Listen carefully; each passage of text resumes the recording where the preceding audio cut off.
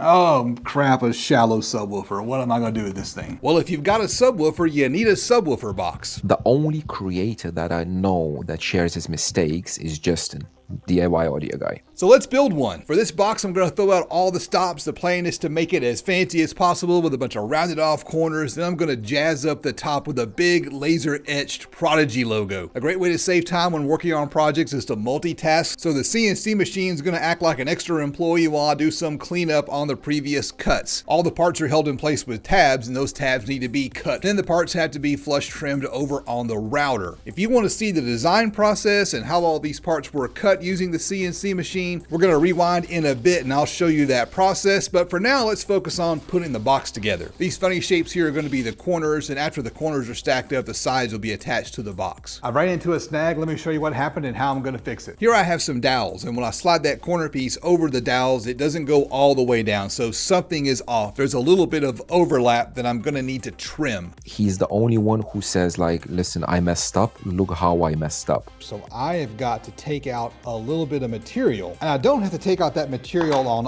all of these. I've only got to take out 1/4 of an inch worth of material, and then everything will line up just fine. So I'm going to use this little bit right here that's designed to take off just a little hair of the material, maybe like a 32nd of an inch at a pass.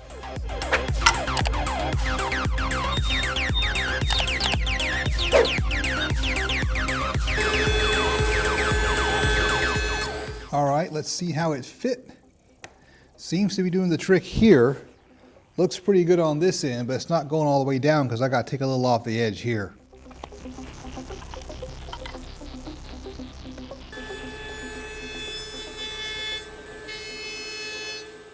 Mistakes happen. It's just a part of life. If you're going to be a DIYer, you have to learn how to overcome the mistakes. With that done, it's time to start slathering up some glue and stacking up those corners.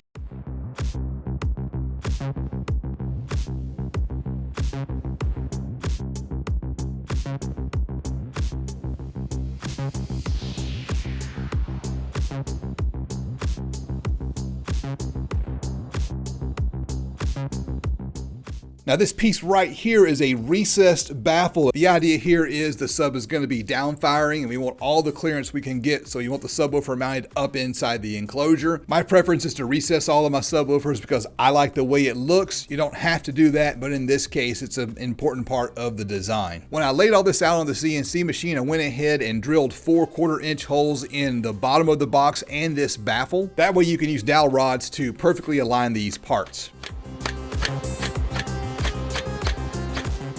For the bracing, I'm doing something a little different and kind of cool. I'm just cutting parts and putting circles or ovals in them because it's really easy to cut a circle once you've got everything set up on the CNC machine. Here I'm hitting them with a round over bit so they'll look nice and smooth. One of the most frustrating parts about this hobby is the massive amount of scrap material it tends to generate. And this box presented a really unique opportunity because you can take all that scrap material and cut it down to size and use it for the port and the sides of the enclosure. So here I'm using a table saw to rip down some of that scrap and then the miter saw to cut it to size, and that's going to be the port. You can see really clear in this shot how the port just drops right down into that dado that I cut earlier on the CNC machine, which is one of the main reasons why I got the CNC machine in the first place, because it makes adding those features to the box a whole lot easier, and those features make assembling the box a whole lot easier. I don't know if it's easier to install the top first and then the sides, or the sides and then the tops. I'm just going to install the top. Make sure you take some time to mark out the port location so you can drive brad nails later and then start slathering on the wood glue. From there, it's just a matter of cutting and assembling the sides. While I'm doing all that, I want to say thank you to all of my patrons. $10 and up patrons get their name in the video. They're on the screen right now. They also get exclusive access to exclusive content and behind the scenes updates. $25 and up patrons like Jonathan, Joe, Joaquin, JD America, Timothy, and Bo all get a big shout out in the video. If you'd like to support DIY audio content, head over to Patreon and sign up today. If you go ahead and pay for a year up front, you get a big discount on your membership. You can see from these shots that the rabbets and the wings on the corner pieces give you a ton of glue service. So you shouldn't have to worry about any air leaks in this enclosure. The only creator that I know that shares his mistakes is Justin,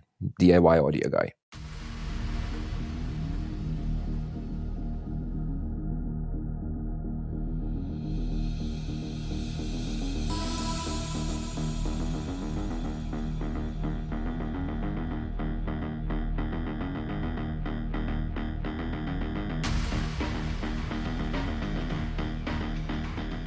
The bulk of the enclosure is going to be covered with this paint-on textured coating. This is called Exo Hide. More on this stuff in just a bit.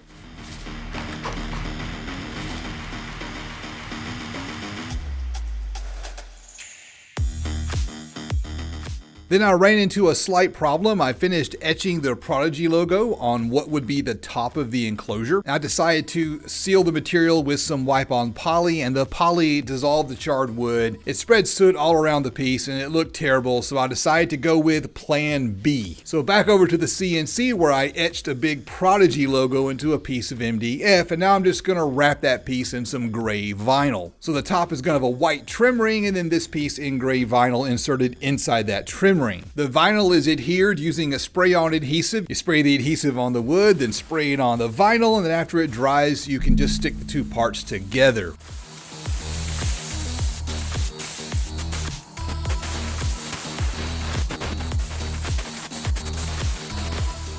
Here are the tools that I used. What you want to do is use a heat gun to get the material soft and pliable, and it will just start to fall down into those grooves, almost on its own. Then take these tools and find the center of the logo and start pressing down, working your way from the inside to the out. If you start from the ends and work your way towards the middle, you'll end up getting ripples in the vinyl. Working with vinyl is a real challenge. Every time I do it, I get a little bit better. The heat gun and these tools really help me get a much better result, but I'm not happy with it because this gray just turned out to be bland.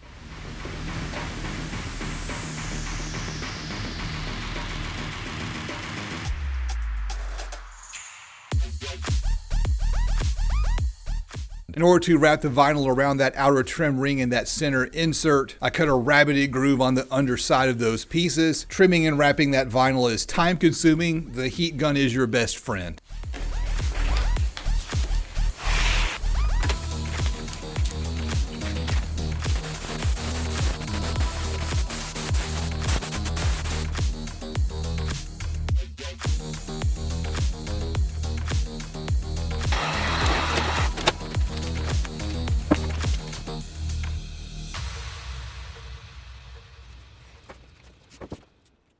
To attach the trim ring, I'm going to use some CA glue. The back of that trim piece got covered in adhesive. I don't think wood glue would stick, but I'm going to use wood glue on the big insert piece.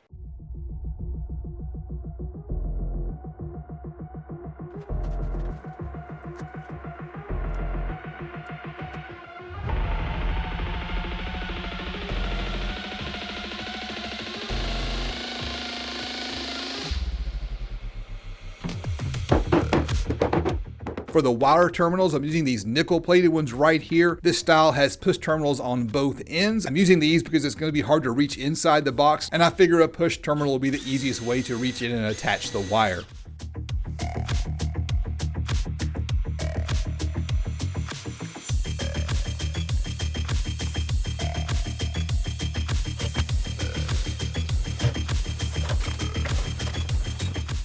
This is the exciting part. You're almost finished. You're almost ready to give it a test bump, but don't rush it. Take your time and mark out your screw holes with a center punch before drilling pilot holes and screwing down your subwoofer. Speaking of screws, when using MDF, you want to use a coarse threaded wood screw. I'll be sure to give you a link to these screws right here and everything else that I use in the video down in the video description.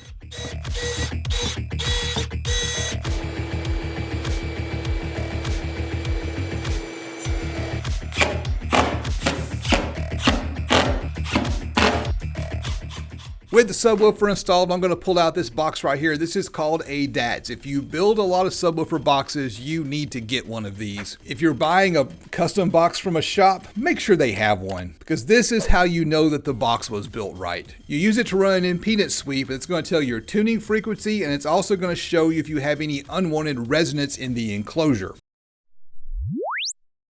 And we have a problem. This box is supposed to be 36 Hertz and it came out under 30 Hertz. That's not what I was shooting for, and clearly I made some type of mistake with this enclosure. We also have two ripples in the impedance plot, one around 85 Hertz, which is right above the typical crossover point for most subwoofers, which means that ripple might be audible. There's also a big ripple at about 214 Hertz. You're unlikely to hear that, but this is a clear indication that something is wrong with the box. There's some kind of resonance or maybe an air leak somewhere in the box. Due to the location in the frequency spectrum, those may not be audible, so the box might still sound okay, but this box doesn't live up to my own standards, so I have to call the box a failure. Let me introduce you to these guys right here real quick. This is Nergiris from the Rocket YouTube channel, and this is James from the Car Audio Obsessed YouTube channel, and this is a clip from an interview. I also did an interview with James. It is over on his channel. I'll give you a link to that down in the video description. But we've got it together. We may as well crank it up and see how it sounds.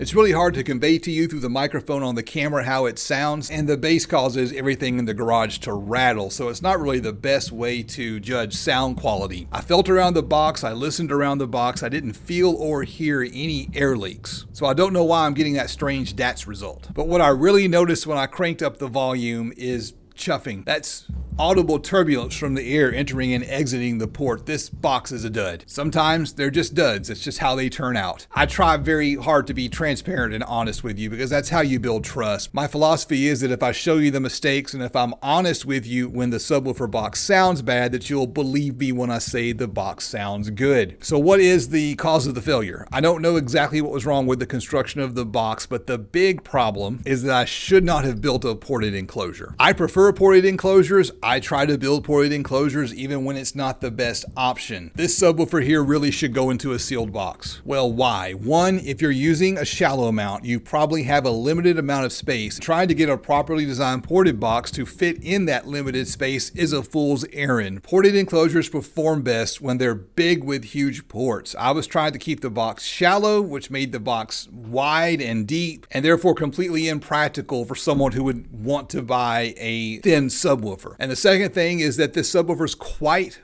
beefy. My contact at Prodigy told me that they used a high temperature adhesive on the voice coil. That's part of why it's rated for 800 watts. So it can handle the heat if you throw a bunch of power to it. The best use of a subwoofer like this is to put it in a sealed enclosure, throw a lot of power at it, and use EQ to boost the low frequencies, a thing called the Linkwitz transform. When I was playing it, I threw a lot of power at it. I wasn't able to get the subwoofer to bottom out, so I'm pretty confident that it can handle a full 800 watts in a sealed enclosure without any issue. And more to that point, Prodigy just posted something interesting on their Facebook page. It looks like someone just took a first place trophy at the Mika Nationals using a pair of Prodigy's shallow subwoofers. They look to be 10-inch subwoofers, and it looks like a very simple sealed box. Now, I mentioned the texture coating earlier. I want to talk about it again. I've been using this type of texture coating for years. There's two of them out there. There's this one, Exo Hide, and there's one called Duratex. I usually use the Duratex, but I've started using the Exo Hide. They appear to be the exact same thing, and what I have found is that the Exo Hide does not appear to be as durable as the Duratex. So I don't recommend the Exo Hide. I say get the Duratex. I think it's a better product. As for this box, it's going in the trash. I'm going back to the drawing board. I'm going to try this subwoofer in a sealed enclosure and see how it sounds. I'm Justin. This is the DIY Audio Guy YouTube channel,